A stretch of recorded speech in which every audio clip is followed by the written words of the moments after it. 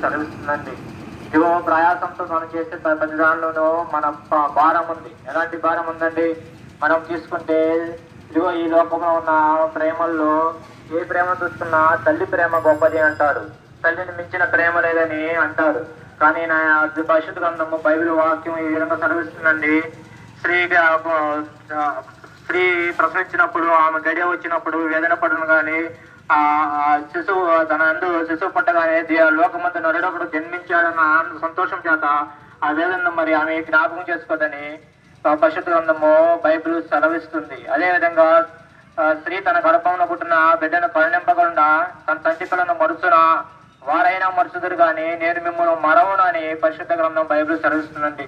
ఈ లోకంలో చూసుకుంటే నైనా ఈ కొన్ని వయస్సులో ఉన్నప్పుడు నైనా కొన్ని ఆ ఉద్రిక్తలకు లోనయ్యి ఈ యొక్క పారముతో నైనా మన క్షణికమైన ఆనందం కోసము క్షణికమైన సంతోషం కోసము ఆ యొక్క మన తొందరపాటు వలన ఒక బిడ్డకి జన్మనిస్తే తల్లి కూడా ప్రేమను మరిచి అలా వీధుల్లోనో లేకపోతే ఎక్కడో వదిలేసి బిడ్డను వెళ్ళిపోతుందండి.